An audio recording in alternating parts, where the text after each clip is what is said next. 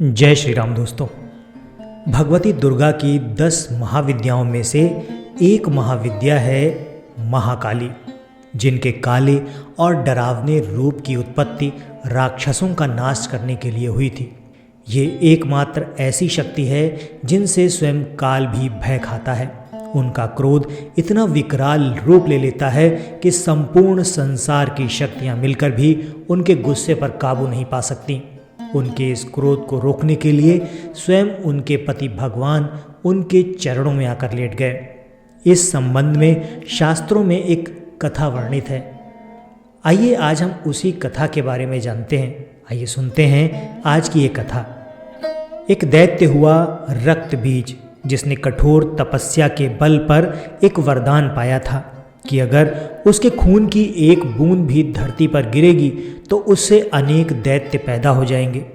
उसे अपनी शक्तियों पर बड़ा अभिमान हो गया। उसने अपनी शक्तियों का प्रयोग निर्दोष लोगों पर करना शुरू कर दिया। धीरे धीरे उसने अपना आतंक तीनों लोगों पर मचा दिया। देवताओं ने उसे युद्ध के लिए ललकारा। भयंकर युद्ध का आगाज हुआ। देवता अपनी पूरी शक्ति लगाकर रक्त बीज का नाश करने को तत्पर थे, मगर जैसे ही उसके शरीर की एक बूंद खून धरती पर गिरती, उस एक बूंद खून से एक नया रक्त बीज पैदा हो जाता। इस तरह जैसे जैसे रक्त बीज की बूंदें जमीन पर गिरती गईं, रक्त बीज की एक नई सेना तैयार हो गई। कहते हैं लाखों रक्त बीज तैयार होकर खड़े हो गए। सभी देवता मिलकर महाकाली की शरण में गए। माँ काली असल में सुंदरी रूप भगवती दुर्गा का काला और डरावना रूप है, जिनकी उत्पत्ति राक्षसों को मारने के लिए हुई। महाकाली ने देवताओं की रक्षा के लिए विकराल रूप धारण कर लिया। उसके बाद वो विकराल रूप धारण कर युद्ध भूमि में प्रवेश कर गईं। माँ काली की प्रतिमा देखें तो देखा जा सकता है कि वो विकराल माँ है, जिनके हाथ में खप्पर है, लहू टपकता है, गले में खोपड़ियों की माला है, मगर माँ की आंखें और हृदय से अपने भक्तों के लिए प्रेम की गंगा बहती है। महाकाली ने राक्षसों का वध करना प्रारंभ कर दिया, लेकिन रक्तबीज के खून की एक बूंद धरती पर गिरती तो उससे एक नया रक्तबीज जन्म ले लेता। इस तरह जैसे जैसे रक्तबीज की बूंदें गिरती, नए रक्तबीजों का जन्म होता। देखते ही देखते रक्त बीज की एक बहुत बड़ी सेना तैयार हो गई। दानवों की एक बहुत बड़ी सेना तैयार हो गई। इस तरह युद्ध भूमि में दैत्यों की संख्या बढ़ने लगी।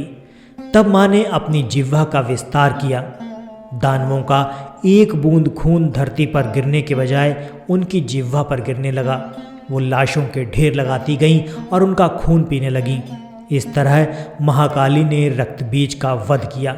लेकिन तब तक महाकाली का गुस्सा, महाकाली का क्रोध इतना विकराल रूप ले चुका था कि उनको शांत करना जरूरी था, मगर हर कोई उनके समीप जाने से डर रहा था। सभी देवता भगवान शिव के पास गए और महाकाली को शांत करने के लिए प्रार्थना करने लगे। भगवान शिव ने उन्हें बहुत प्रकार से शांत करने की कोशिश की। जब सभी प्रयास विफल हो गए तो उनके मार्ग में आकर भगवान शिव खुद ही लेट गए। जब माँ काली के चरण भगवान शिव पर पड़े तो वो एकदम से ठिठक गईं। उनका क्रोध धीमे धीमे शांत होने लगा और अंततः वो एकदम शांत हो गईं। आदिशक्ति माँ दुर्गा के विविध रूपों का अगर वर्णन आपको पढ़ना है तो ये सब मार्कंडेय पुराण में विस्तार से वर्णित है।